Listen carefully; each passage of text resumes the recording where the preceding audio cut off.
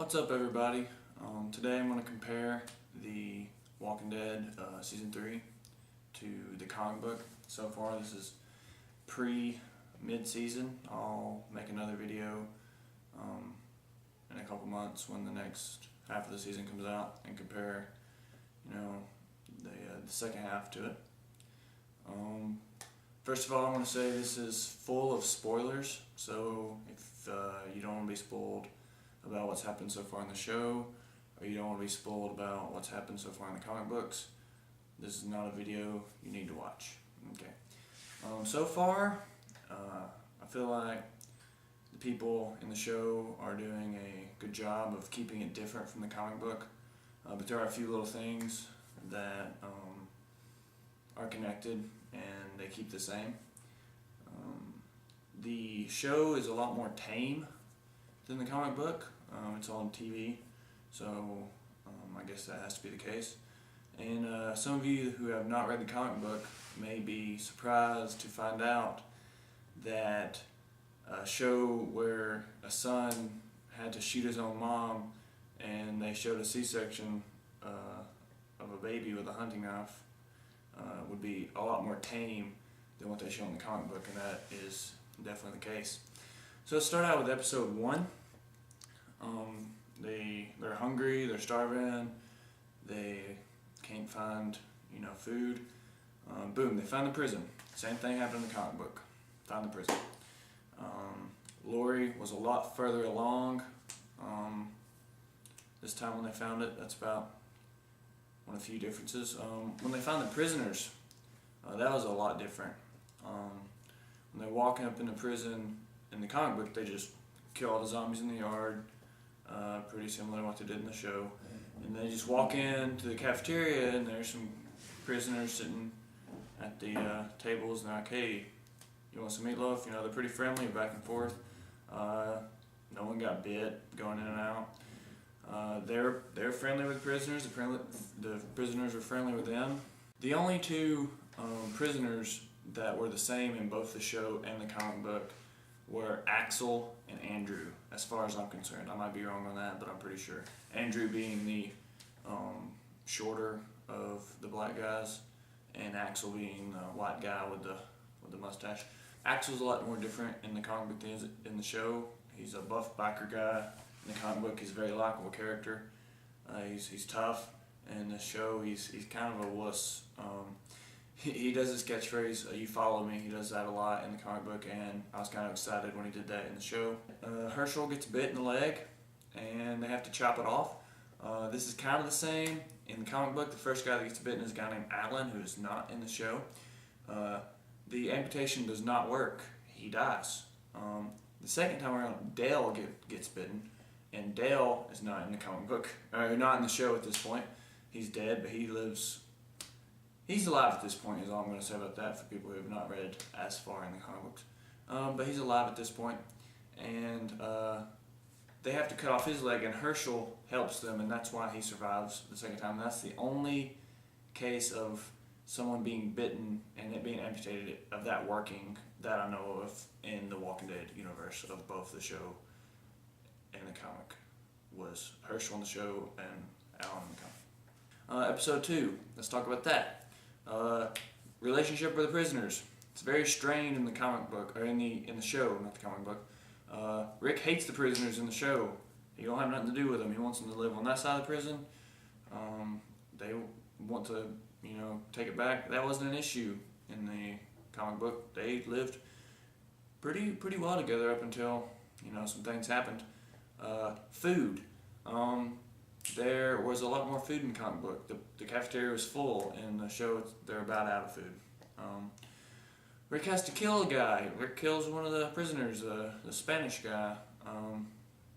He ends up killing him, and no one really cares about that. In the comic book, Rick had to kill one of the prisoners, and everyone flipped out, which was kind of weird, in my opinion. But everyone's like, oh, I can't believe you killed a guy, Rick, but whatever. One of the things also that I noticed similarities is Andrew, the smaller guy. He ended up having to run away from Rick in the show, and Rick locked him outside, and you assume he gets eaten by zombies. Same thing happens in the comic book. After Rick kills the prisoner, Andrew runs away off into the woods, and you never see him again. I assume he's dead, but you never know, because in the comic books and in the show, as you can tell by Carol and some other characters, that if you don't see a body, they're not dead. Okay. See, episode 3. Let's think here. Can't really see many similarities between episode 3 in the comic book and the show. Michonne and Andrea end up going to Woodbury. That never happened in the show. The governor, that never happened in the comic book. The governor, he looks a lot different in the show. That's not a bad thing. Just doesn't look like I expect he would. He's fairly normal guy in the show, on the surface. In the comic book, when he was introduced, he was just evil. He was puppy kicking, just despicable, evil. Was going to feed Rick and the Michonne and Glenn to the zombies, and it was a lot more apparent that he was the bad guy in the comic book. In the show, you have to, kind of wait for a little bit to kind of see how crazy he is. Episode 4, Lori dies. Now, she lasted a lot longer in the comic book than she did in the show. It was a very different death, too. I actually have a picture of that in my comic book here. Yeah. Sorry I don't have a way of scanning this on my computer screen. That'd be a lot easier, but you have to see there. Boom! She gets shot. I'm not going to say about who, but she gets shot in the back. Boom, guts flying everywhere. She falls on the baby and kills Judith. That does not happen in the show. Judith is alive. I think she's going to be around. I think she's going to be around till the show is canceled or the show ends. I don't see AMC killing off a baby. I don't say they won't, but we have a lot more emotional connection with this baby, seeing as Lori sacrificed herself for the baby. But, we don't know. We don't know. Prison gets overrun in episode 4. The prison gets overrun. Some people die in the comic book, but no one major. Andrew wasn't responsible for it. It's just one of those things that happened. Read the comic book if you want more details. Penny. I think she gets introduced in episode 4. It might have been earlier. I don't remember. Penny is in the comic book. And the wall of heads in the governor's room. I'll show you a picture of that as well. Might not be able to see it too on this camera. We'll see. But here's the governor with his wall of heads. And here is Penny. Penny lunges at him. And he just backhands her. He's not as loving to Penny in the comic book. But oh well. He's evil. He needs to kill her. Penny gets killed in the comic book, in the show. She never gets killed in the comic book that we see. So in episode 5, Rick goes crazy. Rick goes insane, goes on a rampage, starts killing everyone. Not everyone, all the zombies. Reckless abandon. Similar thing that happened in the comic books. It was Tyrese, though. The black guy you see at the beginning of episode 5, or episode 8, he came in much, much earlier. He came in pre-Herschel's farm in the comic book, for those of you who don't know. Phone rings. Who's on it? We don't know until episode 6 when we find out that it's Lori. That whole thing happened after they left the prison. They're speeding things along rather quickly in the show, and I like it. But the reveal for who was on the phone lasted a lot longer in the comic book, I feel. Maybe it's just the fact that issues come out once a month in comic books, but we find out that it's Lori on the phone within the episode, within the hour. So let's talk about episode 6. Let's see. Not much has happened there. Michonne's hopping through the woods, killing henchmen from Woodbury. That happened in the comic books. Not quite the same, but it happened. The governor's told Michonne is dead. Happened in the comic books. Michonne didn't die. Governor was lied to. Episode 7. It's interesting to see that Glenn and Maggie was captured in Woodbury as opposed to Glenn and Michonne and Rick. That's who was captured last time. I feel like it was better that it was Maggie because it gives that relationship between Maggie and Glenn. It makes it stronger. When Glenn heard Michonne through the walls getting beat up, it's a lot worse now that it's Maggie, even though it was Maggie hearing Glenn through the wall. You still had kind of similar things happen. Glenn got the heck beat out of him.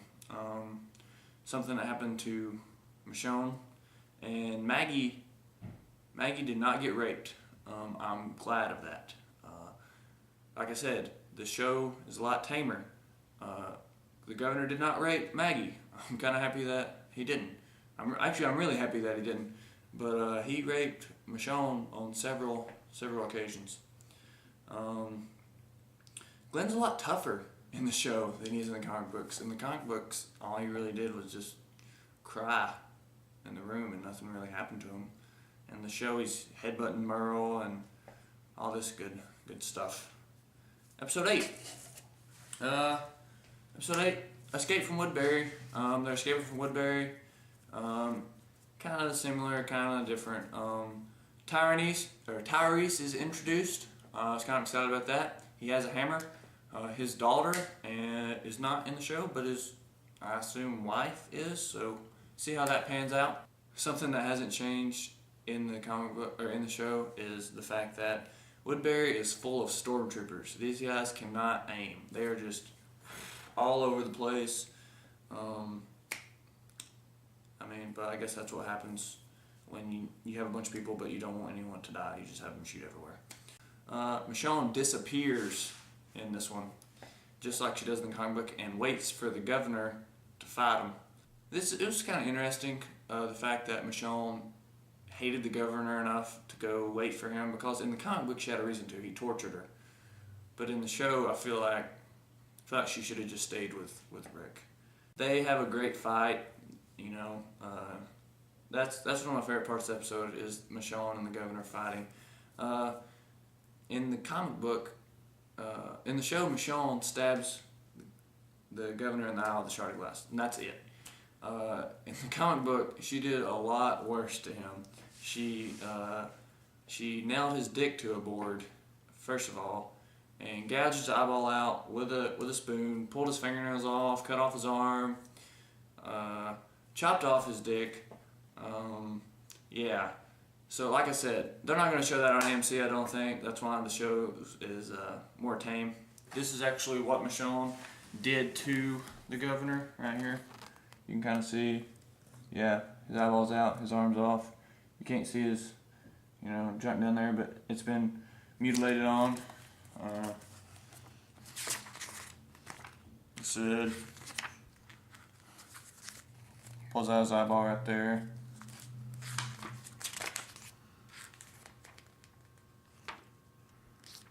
Cuts off his arm.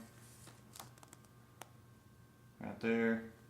I think that's about it for the similarities. I've probably missed a lot. There's a helicopter crash. There were the zombie fights. That's about it. I like that the show is taking a different direction. Hopefully it'll branch off completely from the comic books. Well, not completely, but I like the fact that I had no idea what's going to happen. Like, the most liked character in the show right now is Daryl, and one of the most hated is Merle. Neither one of those guys are in the comic book, so I like the fact that I have no idea what's going to happen here. Even though AMC kind of spoiled a little bit of it in the preview for the second half, but whatever. I hope you enjoyed my lengthy video. Tell me what you think. Maybe you can discuss, some more of the comics down in the comments below. Hope you enjoyed it.